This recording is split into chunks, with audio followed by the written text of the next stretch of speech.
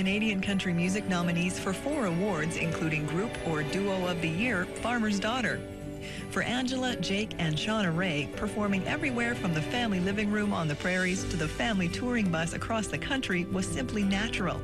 And the idea to combine those talents into a trio was simply inevitable. Originally, Jake put this thing together. She had come back to Vancouver and went to work for an architectural firm and got bored with 9 to 5 very rapidly.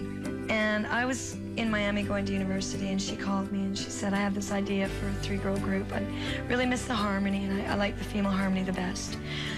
Do you want to come be the low voice? I said, oh, sure, I'd be happy to drop out of university and come be in this band. After Shauna Ray came up, we had sung with a couple of other girls, and Angela came to us through a friend who I'd been working with, we're doing a lot of writing with at that time, who was also from Winnipeg. And we heard her tape, and we had already hired someone else who was, you know, a fabulous performer. But there's some... Just a minute, she popped me out of the tape player because the latest demo I had, I'd been living in LA for 2.5 years, and I was demoing friends' tunes who were songwriters, and it was very hip-hop and groove-oriented. And she goes, well, she can sing, but she's not country, not knowing my full background. When we sang with Angela, there was a connection, you know, that Shauna Ray and I are genetically linked, and there's something to be said about people who are genetically linked. There's something about the tones of your voices and the way you sing that seems to work. And Angela, when she sang with us, and we sang a cappella to start with, that's how we rehearsed everything, was just midair. We had a pitch pipe and the 3 of us, and that was it.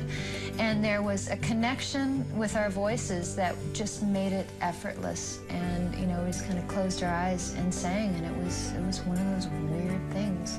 We checked her out when she was doing her solo gig, and we used to go hang out wherever she was gigging and get up and do songs with her at the lounges. And one time when I had a gig, I said, hey girls, how about you come to the gay bar that I'm playing at and sing backups on all my R&B Motown stuff? And we played a bar called The Royal as a group called the Sisters from Another Mother.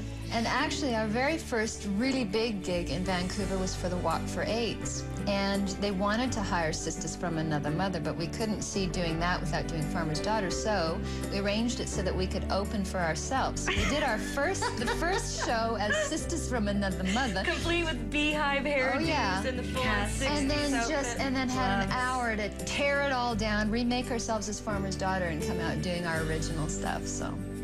The house that we shared in Vancouver was on a very busy street called Oak Street. I think we moved in there when we were recording the first album. We moved in during the recording of Girls Will Be Girls. And we frantically decorated and painted and totally revamped the whole place.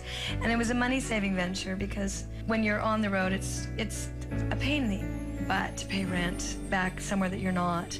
So we thought if we could sort of amalgamate our living expenses, it would be a wise idea. You know, what else could we do while we're putting an album together? Well, perhaps we could move and decorate a home.